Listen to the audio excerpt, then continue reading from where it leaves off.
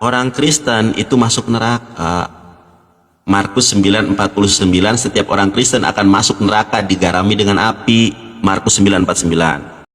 Garis bawahi, kita pasti akan diselamatkan dari murka Allah. Tak selalu Tuhan menjawab doa, namun Dia beri yang terbaik di waktu yang tepat. Bang Oki, Yesus diakui atau tidak, Yesus tidak pernah mengajarkan dosa asal. Ya. Yang kedua, orang Kristen itu masuk neraka. Markus 9:49, setiap orang Kristen akan masuk neraka digarami dengan api. Markus 9:49. Matius 5:20, orang Kristen itu nggak bakal masuk surga kalau nggak masuk Islam. Lukas 6:40. Saya tunjukkan nih. Ya, itu baru data, ada ayat yang disebut dan itu pasti jelas. Nah, saya tunjukkan kepada Bang Oki. Lukas 13:24. Ini kan sudah sering kali saya sampaikan. Waduh, di-report lagi teman-teman. Aduh, teman-teman ini tolong kalau rungkat berarti Oten nge-report nih. Jawab Yesus kepada orang-orang di situ, berjuanglah untuk masuk ke dalam pintu yang sesak itu, sebab aku berkata kepadamu, banyak orang yang akan berusaha untuk masuk tetapi tidak akan dapat. Ini berbicara tentang kerajaan sorga loh. Kita lihat tafsirannya. Nah, tafsirannya ada MHC di sini, panjang banget ini. Lihat. Nah, ini kalau di dalam ilmu hadis namanya asbabul wurud. Ini sebab-sebabnya nih. Ini asbabul wurud namanya, Bang Oki. Makanya saya tanya tuh, hadis yang tadi asbabul wurudnya apa? Nah, kalau saya improvisasikan dengan ini asbabul wurud ya. Lukas 13:24 asbabul wurudnya seperti apa? Nih, ini asbabul wurudnya. Coba kita lihat asbabul wurudnya. Nih, asbabul wurudnya nih. Melalui apa yang dikatakan Kristus, tampak bahwa dari antara orang-orang yang kita pikir kemungkinan besar akan diselamatkan dan yang tampak paling layak untuk memperoleh keselamatan, hanya sedikit saja yang akan diselamatkan. Tuh, ini namanya asbabul wurud kalau di dalam hadis. Lukas 13:24 berbicara tentang orang Kristen gak akan masuk surga. Sedikit, kata Yesus. Lukas 13:24. Kalau Yesus mengajarkan dosa ditebus dosa asal, di mana ayatnya Yesus menebus dosa asal? Kalau Yesus mengajarkan dosa asal, kenapa ada Lukas 13:24? Kenapa ada Matius 5:20? Jeder lagi, bingung. Kekristenan adalah agama yang bersumber ajarannya pada kitab suci. Dan kitab suci menjamin orang Kristen pasti mati masuk surga. Orang Kristen tidak akan kehilangan keselamatan. Satu kali Anda terima Dia, Yesus menjadi Tuhan dan Juru Selamatmu, menjadi penguasa tunggalmu, dan seturut Efesus 1 ayat 13, ketika Anda dan saya dimeteraikan dengan Roh Kudus, sebab ayat itu berbunyi demikian. Dan di dalam Dia kamu juga, karena kamu telah mendengar firman kebenaran, yaitu Injil keselamatanmu. Di dalam Dia kamu juga, ketika kamu percaya, dimeteraikan dengan Roh Kudus. Yang dijanjikannya itu, orang bikin surat perjanjian meterai 6.000, itu susah diganggu gugat. Dari sudut hukum kuat. Nah, meterainya orang percaya bukan materai kertas. Ini ayat bilang meterai Roh Kudus. Makanya Paulus bilang begini, apakah atau siapakah yang dapat memisahkan kita dari kasih Kristus?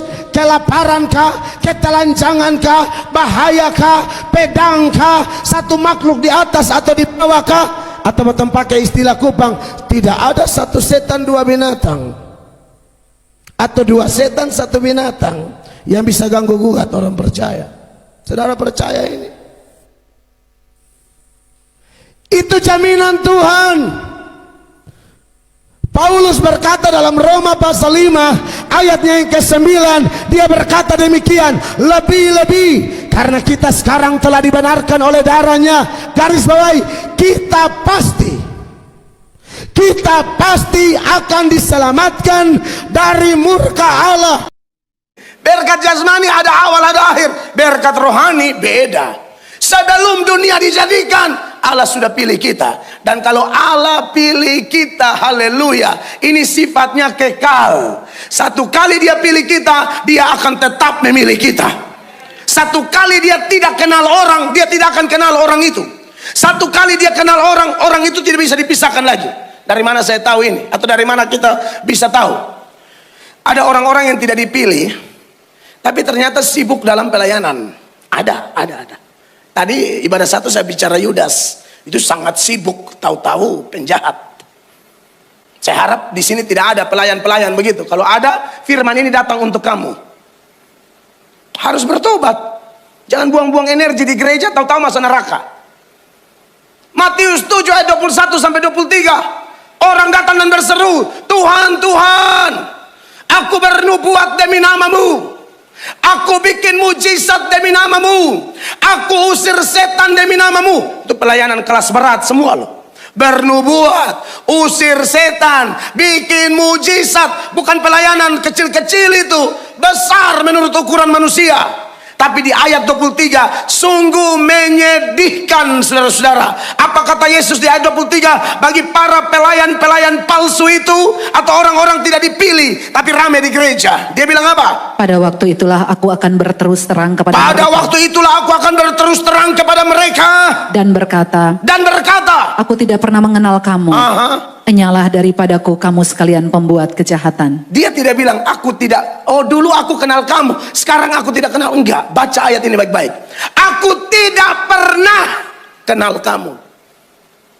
Enggak ada ayatnya, dulu aku kenal kamu, dulu aku tahu kamu. Enggak, aku tidak pernah kenal kamu. Makanya saya omong, satu kali dia tidak kenal, tapi satu kali dia pilih, tidak ada yang bisa ganggu gugat kita.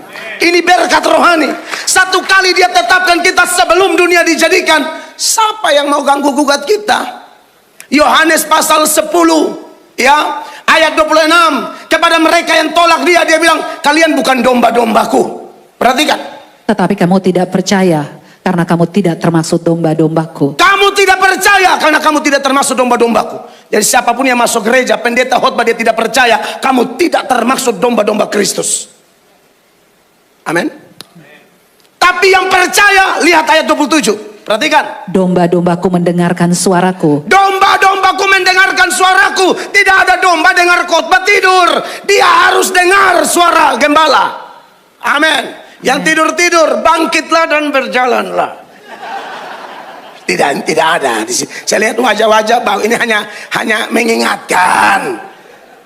Ini kan pengkhotbah dari timur, ya kan? Kasihan kalau dari timur memang suaranya begini. Bayangkan kalau dari timur aja Anda tidur, apalagi dari Surabaya.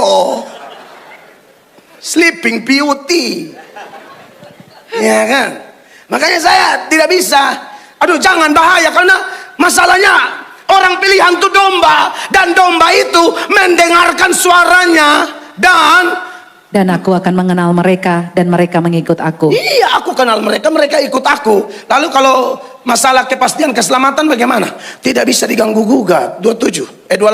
Dan aku akan memberikan hidup yang kekal kepada mereka dan mereka pasti tidak akan binasa sampai selama-lamanya. Aku beri hidup kekal dan mereka pasti tidak akan binasa selama-lamanya. Dan seorang pun tidak akan merebut mereka dari tanganku. Kalau saudara di tangan Tuhan Yesus, siapa yang mau rebut saudara? Setan siapa? Kuntilanak mana? Gendruwo mana? Jin dan Jun yang mana? Oh, Jin dan Jun film, judul film. Siapa mau rebut saudara? Tidak cukup tangan Yesus. Ingat, kekal itu artinya selama-lamanya. Kalau ada yang bilang, oh ikut Tuhan itu keselamatan bisa hilang, itu namanya bukan hidup kekal. Itu namanya hidup sementara. Tidak ada ayat janji hidup sementara. Siapa percaya Yesus hidup kekal? Kalau bisa hilang, harusnya ayatnya bunyi begini. Siapa terima aku dapat hidup sementara. Sambil kita lihat-lihat dulu. Emang ada ayat begitu? Ada, kekal. Yang percaya hidup kita kekal beri tepuk tangan. Kita dipilih sebelum dunia dijadikan kok. Tak selalu Tuhan menjawab doa, namun Dia beri yang terbaik di waktu yang tepat.